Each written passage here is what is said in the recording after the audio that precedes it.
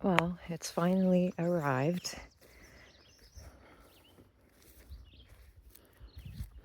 Summer. It's finally here after a long wait and a lot of stops and starts.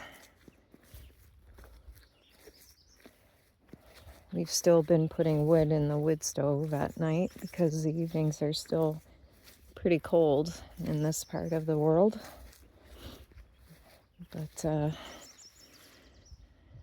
nature keeps going as she always does. And eventually winter has to end and she's reborn. She's awakened again with the heat of the sun. And that's when the orchestra starts. That's when the birds start to sing again. And they call to each other. And that's when the nests are made and the new babies are born and the new chicks are hatched. Just like all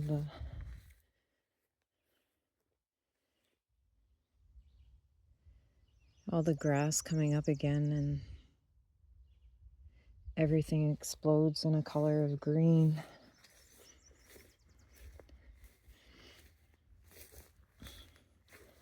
Green means go. And then it's a race for everything to, it seems time speeds up and everything is in a rush to just explode and bring forth the fruits of the season, the bounty that we harvest at the end of the summer. I'm lucky I live here because we're blessed with the 4 seasons. There's a groundhog watching me over there. I don't know if you can see him or not.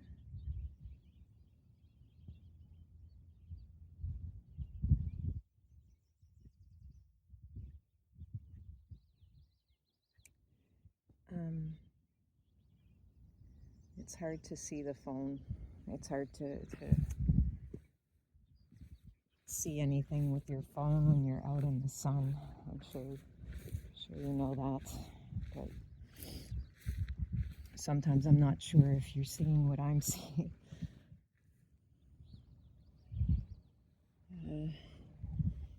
Dudley is in a dilly-dallying mood this morning. He's sniffing everything, and there's dew on the grass, and everything is interesting. He's got Shih Tzu in him, so he can be kind of stubborn sometimes. He doesn't. Shih Tzus are notorious for being pampered dogs because they were bred for a long time ago. Their history was that they were bred to keep royalty company, so they were pampered, and of course their genetics they can be finicky eaters and moody. Some days they don't want to walk, or he wants me to carry him, and it's just what's been bred in him. But he's starting to adapt, and he's starting to break those genetically altered programs, though he can be a little stubborn sometimes. He's starting to get it. Anyway, just wanted to update on the things that have been happening in my life as of late. Some of it's happy and some of it's kind of sad. My client my current client who has skin cancer She's 93 and she's had a rough week last week. So she's currently in the hospital and we're not sure what the outcome of that will be.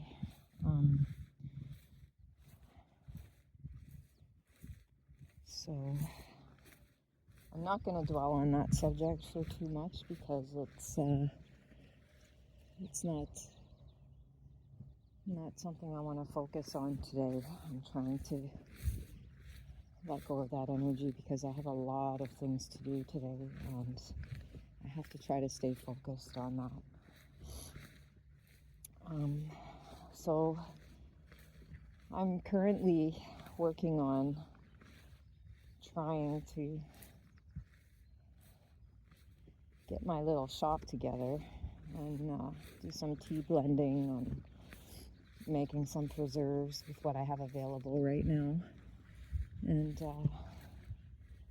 I squirreled away quite a bit of wild blueberries last year and froze them, so now I'm making that so that people can have the wild blueberry jam a little bit early.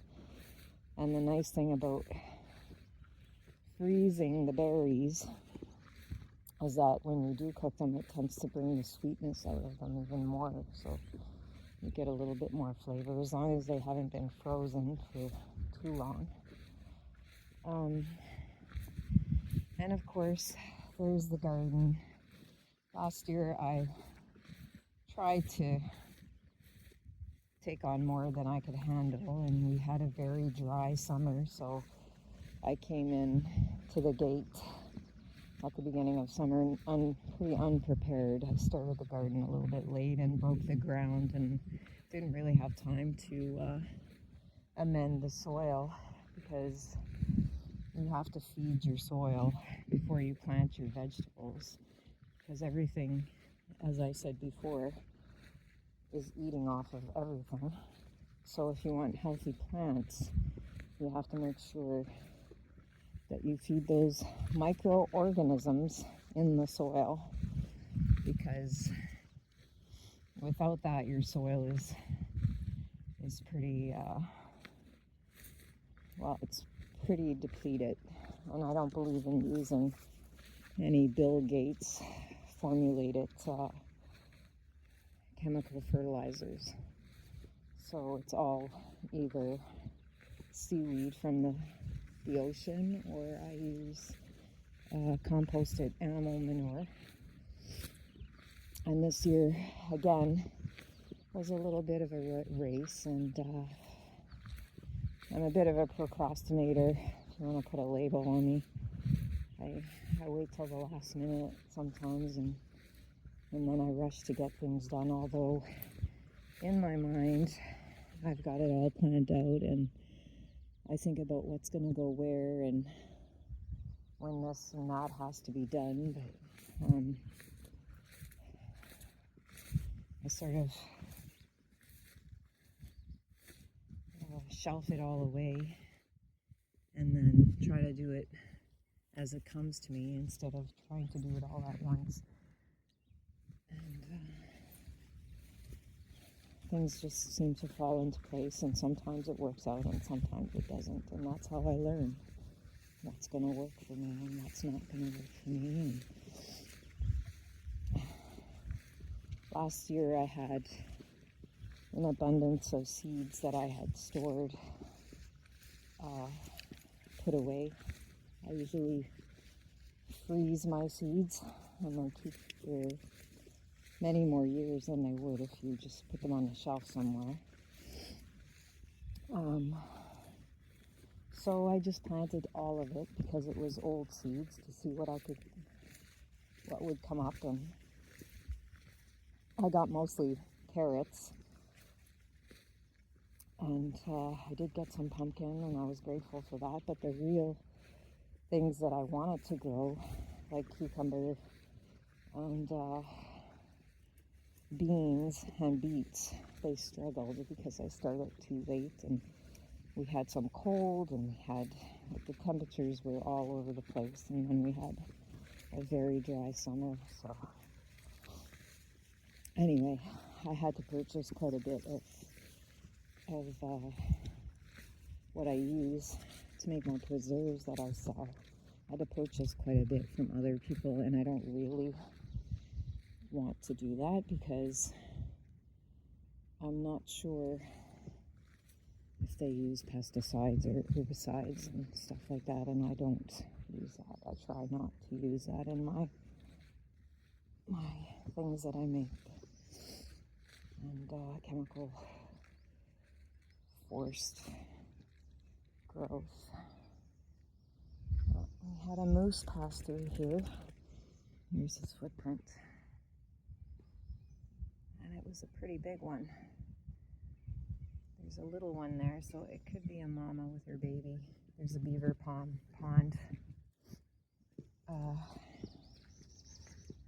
There's a beaver pond. Sorry about the out of focus. Just down the road from here, so it could be a mama moose with her baby. And they usually come out early in the morning before human activity starts.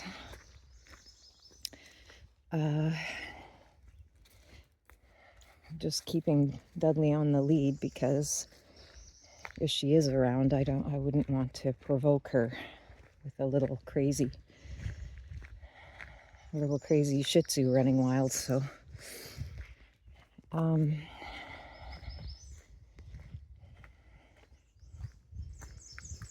if we see her, we'll be fortunate, and hopefully she keeps her distance. And I've seen a lot of bears this summer because of all the logging that went on back in the forests behind where I live. It's really been devastated, and they're saying that we could get more drought-like conditions this summer, so it makes me a little concerned because they took hectares of land. And I live in Eastern Canada where we have the Irvings, the elite Irvings that like to go in and they clear cut all the forest. And then of course we get the fires. And then after that they will spray poisons so they can plant the monoculture trees that they want, which is mostly spruce. The people around here in this area, a lot of people have health issues with cancer, and it's almost like an epidemic around here in this part of the world because they are constantly spraying glyphosate on the forest to kill the other trees, so they can plant their seedlings that are spruce, and they make paper from that, and they make all kinds of things, and then they ship some over to China and other areas where they've depleted their forests and can no longer grow anything.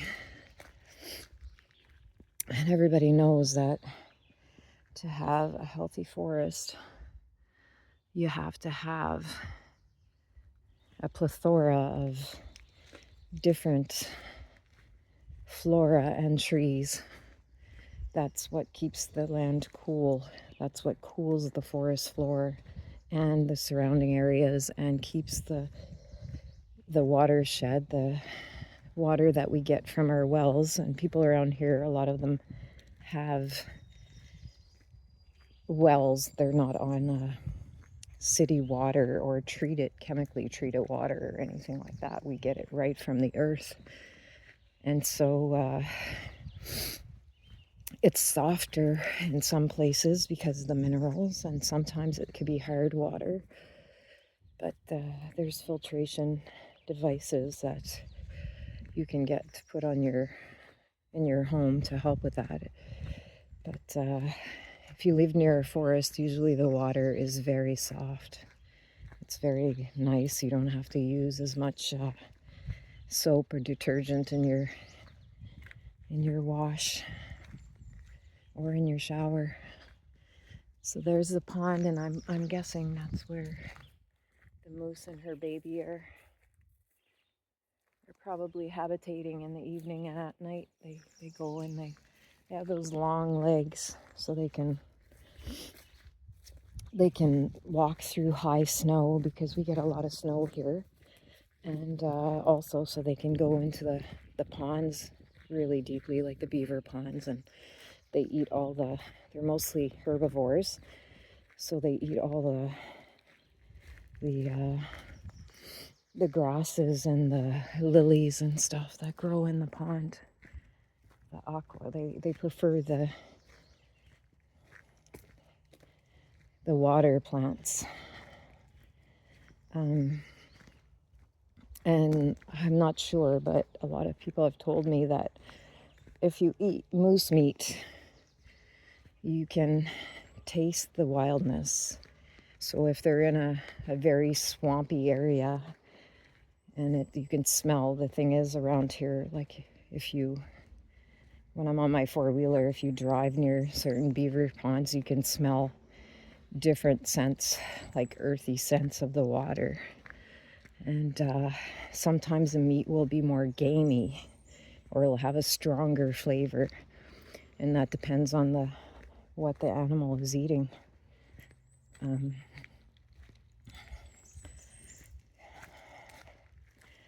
long time ago, a lot of people that were settlers to this area, or my ancestors, they depended on that meat for their winter survival, because the winters here can be very unpredictable. Some winters, it almost seems to go in cycles. Some winters are colder, and when they're colder, we usually don't get as much snow. And when they're warmer, there tends to be more snow on the ground. It acts like almost like an insulator for the earth. If you live near the water, you're going to be warmer, because you get the wind off the bay. Mosquitoes are pretty bad right now, so Dudley is pulling. Want to get out of the shade and back into the sun, because they generally hang out. You know, the bloodsuckers like the darkness, so they generally hang out in the more shaded areas. When you're walking in the morning, you just got to keep up your tempo and keep moving, or you become a buffet for the mosquitoes and the black flies. And especially when you live or you're walking near a swampy area. So I'm sorry if my video's a little bit shaky today. I'm just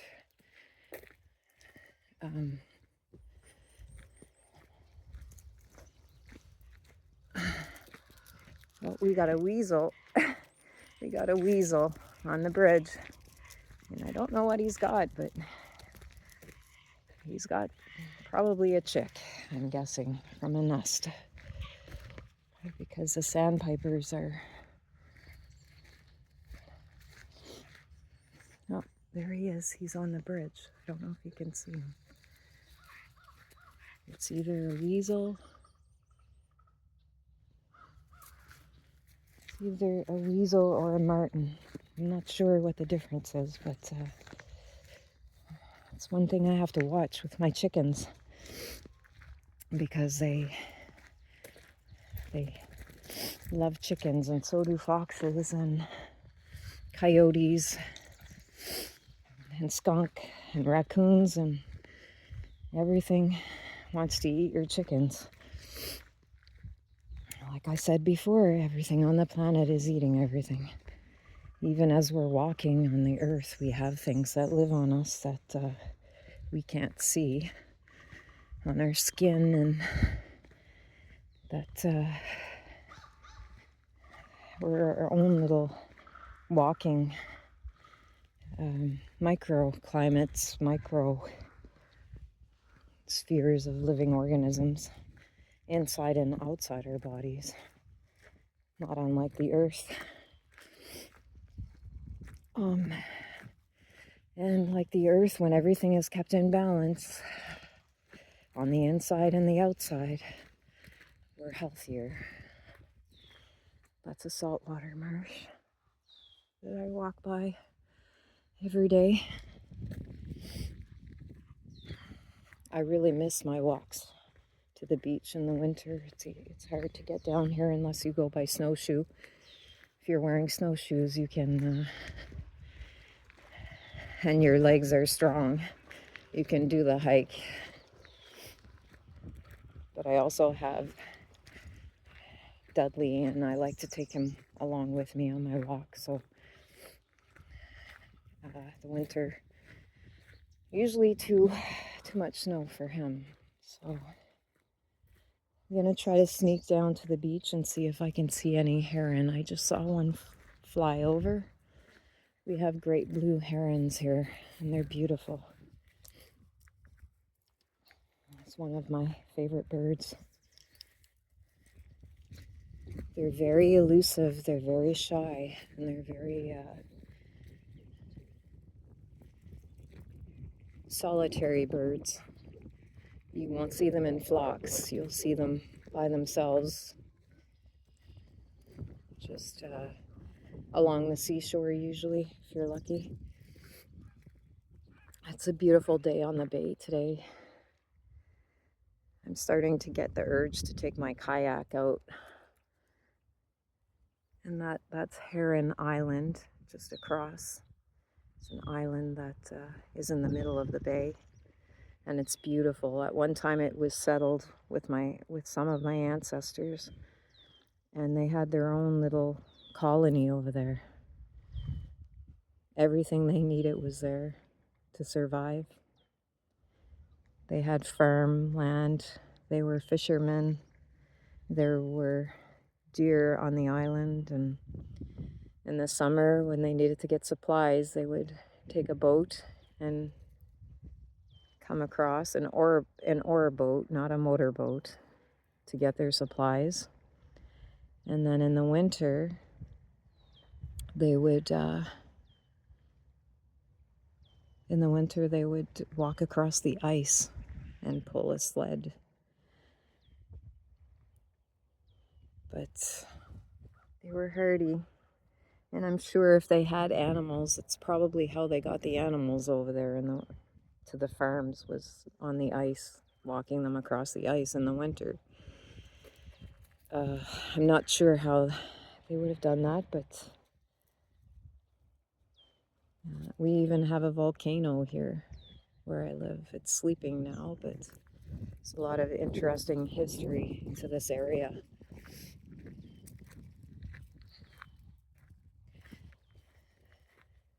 Sometimes I think maybe Heron Island could be Turtle Island that they speak about. So many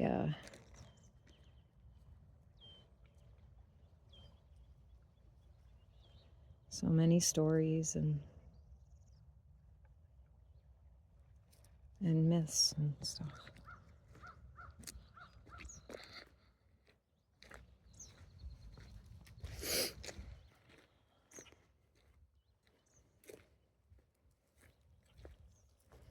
The reason I love this walk is because there's so many little microclimates along the way. You know, you have the forest, you have the meadow, you have the ocean,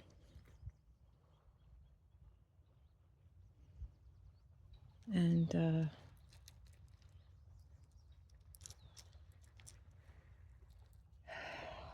you have the beaver ponds and cedar forests, and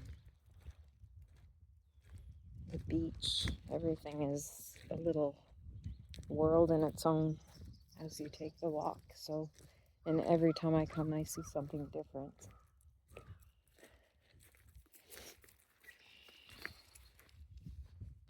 Sometimes there's deer, sometimes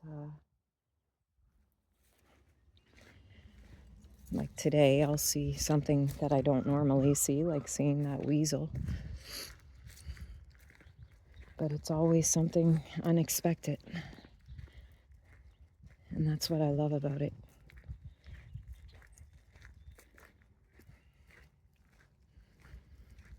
And then you have the music of the birds to calm your nervous system as you're walking. And there's no traffic noise. There's no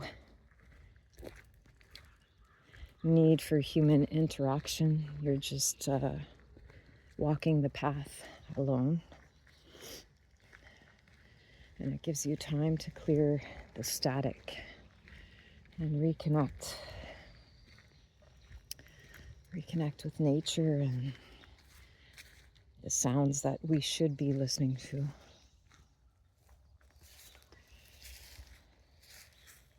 Everything's in bloom.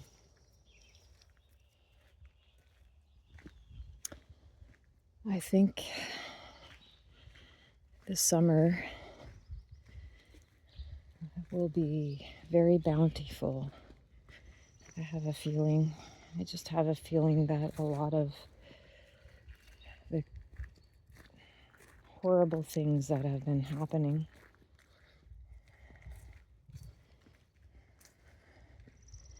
are finally starting to clear out. Like last winter was the last winter of doing the hard work, doing the heavy lifting. And now everything will unfold as it should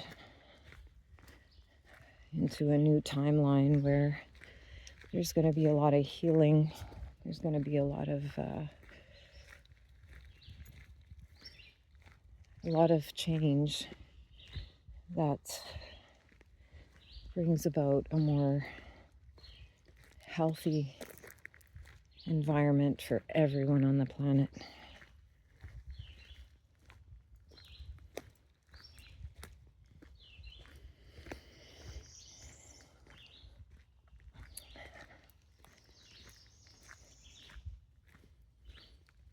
When I started my channel on YouTube 5 years ago, I didn't see much hope. I couldn't see any change coming. I felt like we would be trapped in this cycle. But then I started to meet different people who were experiencing the same thing that I was. And it's almost like when you have a candle and you keep passing it, you pay it forward every time you meet someone, even if they're on a different stage of their personal evolution, because we're all like little planets walking on the planet. We all have our own perceptions and we all learn in our own ways in our own time, and can't really force anyone to do things your way.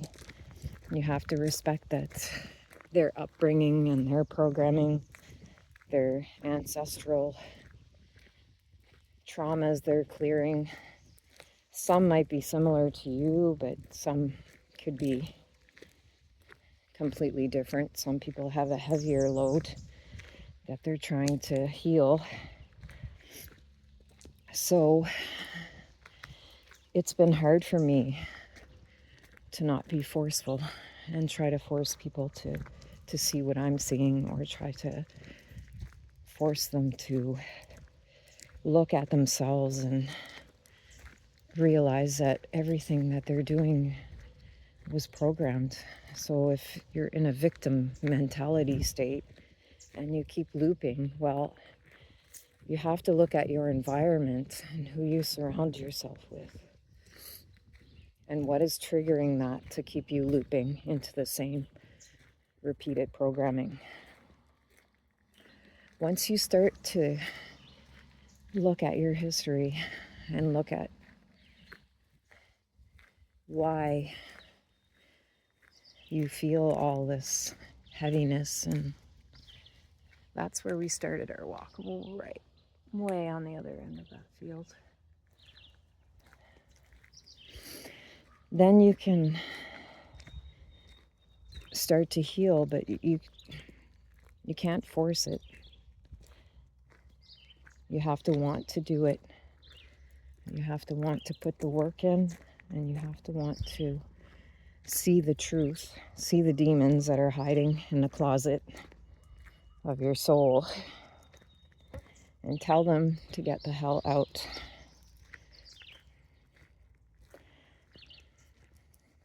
But when you know about all the programming and all the spells and all the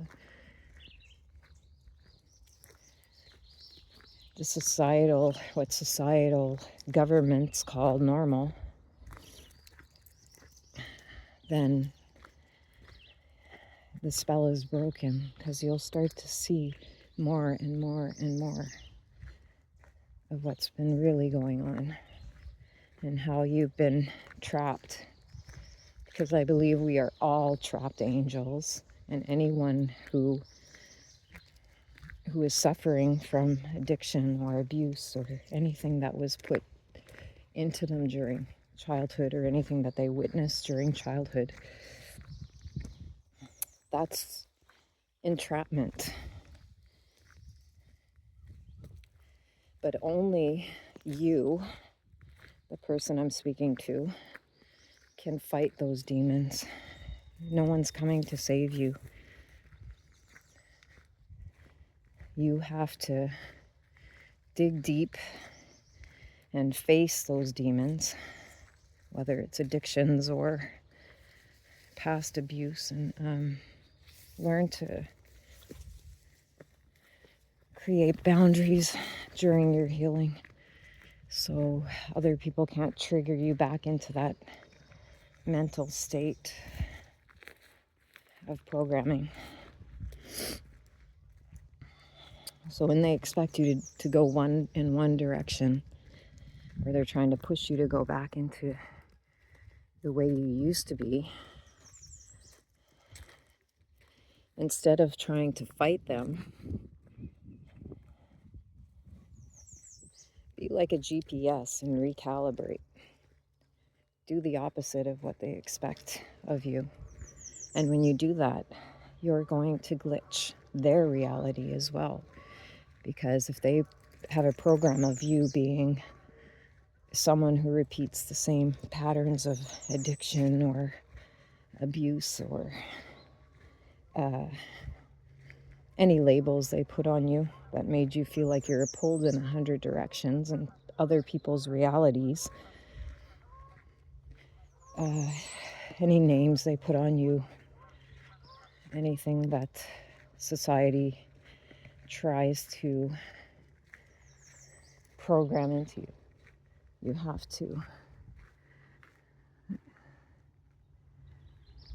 to be able to take your power back and realize when that's happening, and just shut it down. Literally shut it down. There are some generations that are currently coming to the end of their cycle that cannot be reprogrammed, because when you're closer to the end of your life, a lot of people believe that this is the way it's always been, and this is the way it will always be. It's sad, but they've pretty much given up. And that's where you get your soulless beings, the ones that have no light left in them. You offer them your flame, and they blow it out. And those ones, that's when you realize it's up to the other person to carry the fire and keep going, or they snuff themselves out because they're too weak to fight anymore. And that's the sad part. when I'm with my clients that are seniors and they're at the end of their lives and they're scared to die alone. They're scared of what's going to happen when the angel of death comes to take them home. But I tell them not to be afraid, that the hardest part was living, was getting through the story of your life. Going home is the easy part. It's like another birth. So our house that our soul lives in, when we're on the planet, our body is like an astronaut suit. We have a compass in our heart that will guide us and help us find our way back home. But at the end, the hardest part is letting go of the material world and all the illusions and narratives that we encounter on our path, on our journey. And what we don't realize is that sometimes those hardest lessons that we learn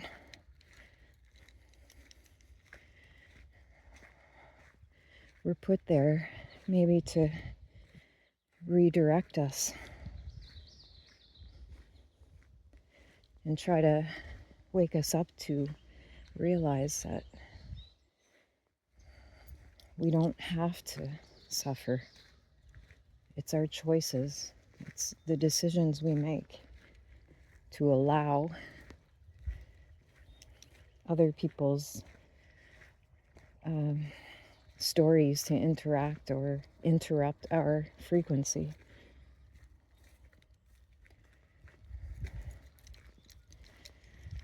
Sometimes you have to set boundaries with people you love. And it's hard because just like healthy love, toxic love can become addictive too. And they say that a gambler doesn't become addicted to winning. They become addicted to the feeling they get when they lose. Just like if you're high on something, eventually you have to come down. So if you're addicted to drugs or alcohol or anything, is it really that euphoric feeling that you get addicted to? Or is that feeling of, that negative feeling of crashing and being in the chaos? Is that what's been programmed into you? So that they can keep their narratives going and keep the human race trapped and under their control so they can have power and money.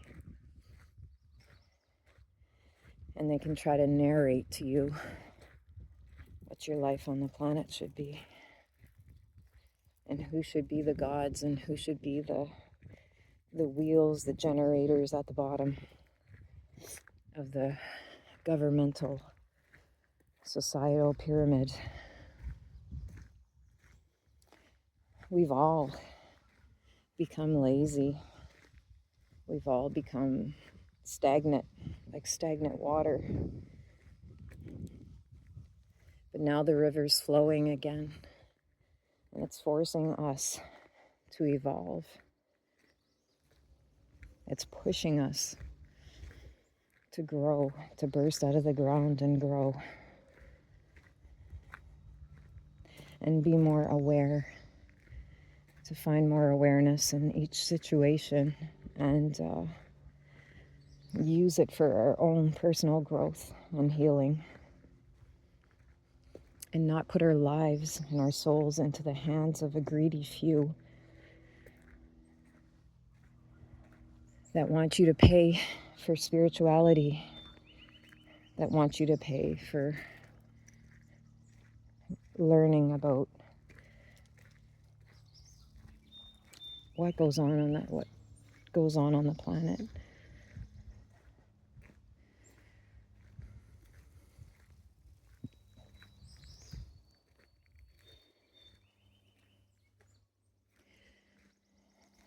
Sometimes I think AI is a blessing. It can be a curse if it's in the wrong hands, because the wrong hands will do as they always have done, and they'll try to use it for money and power. But if we teach it like a child, being groomed like a bird before it fledges, to be more gentle and kind and loving and healing, if we take that power away from them, then they can never have control over our minds anymore, and they can never narrate for us.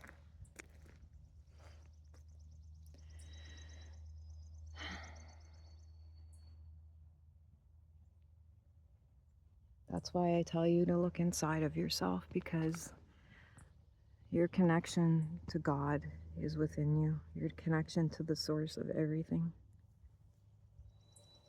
You are like a planet. Like I said, you have things living in and on your body and things passing through your body. It's connection. And the light, the spark, is what keeps everybody alive on this planet. If we didn't have the sun, there would be no life on earth. The Son of God. I love you. Keep going.